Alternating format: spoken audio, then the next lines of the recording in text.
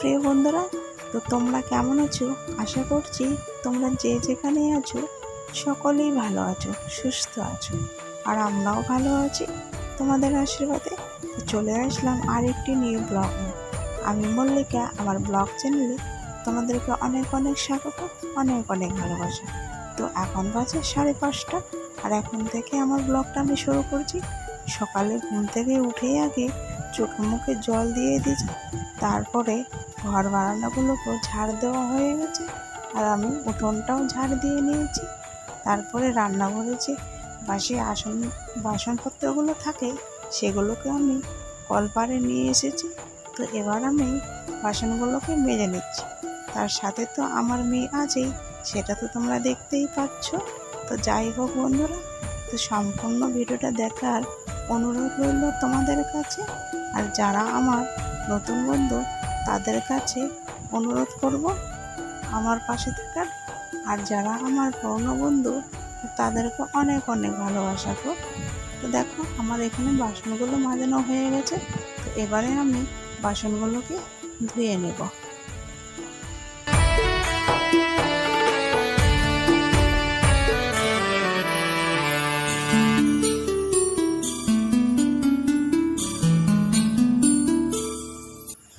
তো বাসনগুলো ধোয়া হয়ে গেল, তো আমি এখন বাসনগুলোকে রান্না করে রেখে দেব।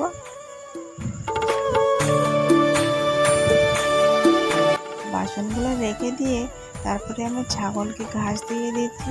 তো সকালবেলায় আমি ওদেরকে ঘাস দিইনি, আর অনেকটাই বেলা হয়ে গেছে, তো সেই জন্য ওদেরকে আগে ঘাস দিয়ে নিয়েছি। তারপরে স্নান করে পুজো দিয়ে তারপরে রান্না করতে বসে গেছি। তো আমার অর্ধেকটা রান্না হয়ে গেছে, ভাত আর আলু ভাজা করে নিয়েছি, আর এখন আমি তরকারিটা করে নিচ্ছি। তার সাথে সাথে দেখো আমার মেয়ে কেমন করছে, আর দেখো ঝোলটা আমার ফুটে উঠেছে। আর দেখো মাছগুলো দিয়ে দিচ্ছি, আর এগুলো হচ্ছে কালকের মাছ, পাঙ্গাস মাছ ছিল। তো কিছুটা দিয়ে দিব আর কিছুটা ভাজা রেখে দেবো। তো ভাজা মানে আমার ছেলে খাবে, সেই জন্য ওই তো আবার ঝাল টাল খেতে পারে না, তো সেই জন্য আমি ওর জন্য কিছুটা ভাজা রেখে দিয়ে দেবো, আর বাকি ভাত আমি ঝোলের মধ্যে দিয়ে দিলাম।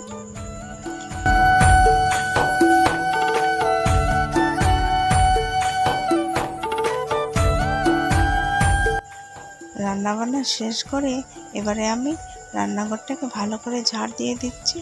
আর যে সবজিগুলো কেটেছিলাম, তো সেই সবজির খোসাগুলো এখানে কিছুটা ফেলে দিয়েছি, আর কিছুটা আছেই।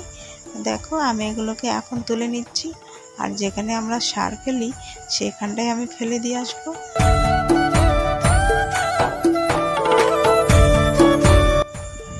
রান্নাঘর থেকে বাসনগুলো নিয়ে আসলাম আর খোসাগুলো ফেলে দিলাম।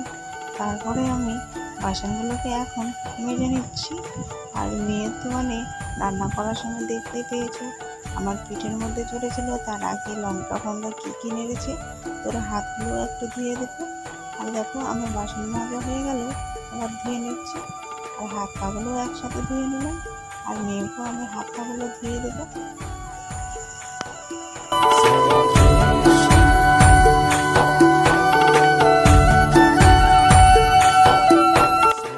রান্না বান্না ছেড়ে তো এখন বাজে 9টা। তো দেখো আমরা এখন সেন্টারে যাচ্ছি, ওই যে কেটলি নিয়ে সেন্টারে যাচ্ছি। আর এগুলো দেখো, এগুলো হচ্ছে বেগুন জমি আমাদের। তো বেগুনের গাছগুলো পরিষ্কার করানো হচ্ছে। তো রাত্রেবেলায় বৃষ্টি হয়েছিল, তো সেই জন্য আজকে পাইট আসেনি, কাদা হয়ে গেছে, তো পরিষ্কার করা যাবে না সেরকম, তো সেই জন্য আসেনি। তখন আমরা যাচ্ছি সেন্টারে, দেখতেই পাচ্ছ।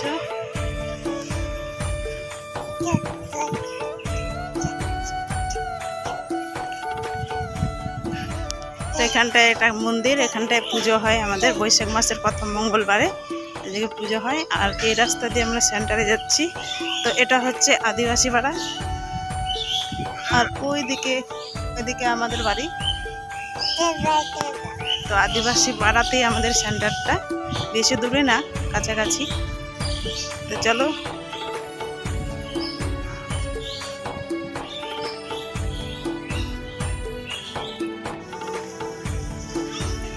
তো চলে আসলাম বন্ধুরা, এটা হচ্ছে সেন্টার। তো এইখানটায় আমাদের সেন্টারের যে বাচ্চাদের খাওয়ানো দেয় সরকারিভাবে, সেটাই।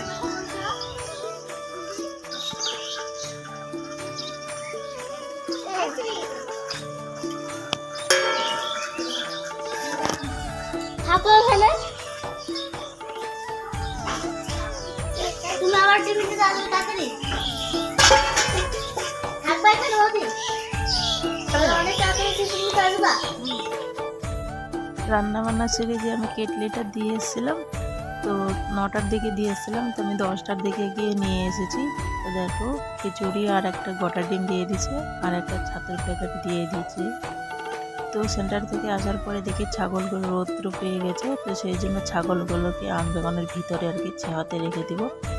আর কালকে রাত্রে বৃষ্টি পড়েছিল, তো বাগানটা মানে জল জমে আছে, জায়গায় জায়গায় কাদা হয়ে গেছে, তো সেই জন্য ছাগলগুলো যেতে চাইছে না।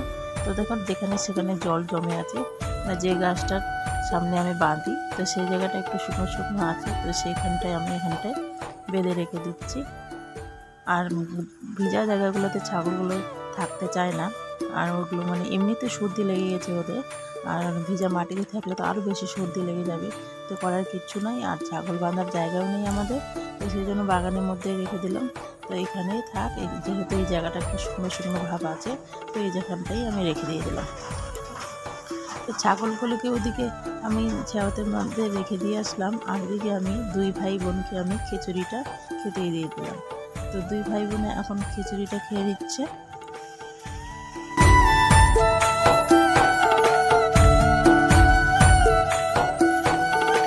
তো ওরা তো 2 ভাই বোনে খিচুড়ি খেলো, আর আমি তো ভাত খেয়ে নিলাম। ভাতটা খেয়ে বাসনপত্র মেজে ঘুষে রেখে দিলাম রান্নাঘর।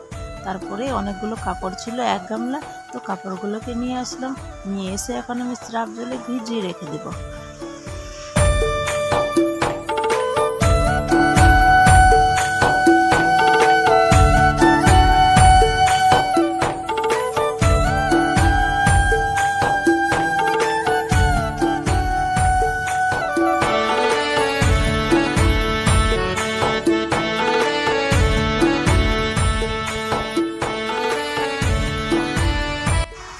কাপড়গুলোকে ভিজে রেখে দিয়ে তারপরে আমি চলে গেছিলাম ছাগলের জন্য ঘাস কাটতে।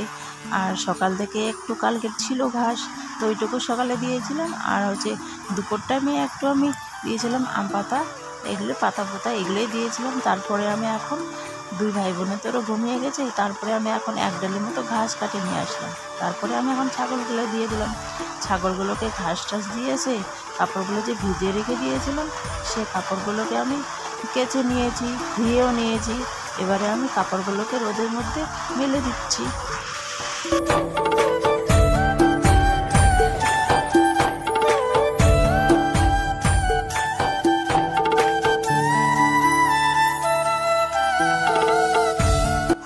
কাপড়গুলো মেলে দেওয়া হয়ে গেছে, আর এদিকে আমার মেয়ে ব্লাড দেখো এখানে শুয়ে শুয়ে কান্না করছে। রাগ উঠলেই মাটির মধ্যে কোনো জায়গায় গড়াগড়ি খাচ্ছে, আর আমাকে দেখে দেখো কেমন হাসছে। তো এইদিকে তো মেয়ের দিকে কান্না করছে, গড়াগড়ি করছে, আর আমি এদিকে কাপড়গুলো শুকিয়ে গেছে, তো কাপড়গুলোকে আমি এখন তুলে নিচ্ছি।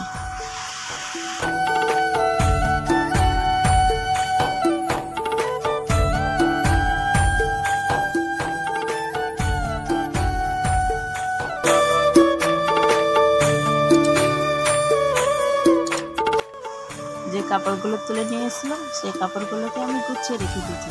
আজকের ব্লগটা আমি বেশি বড় করছি না, এখানেই শেষ করছি।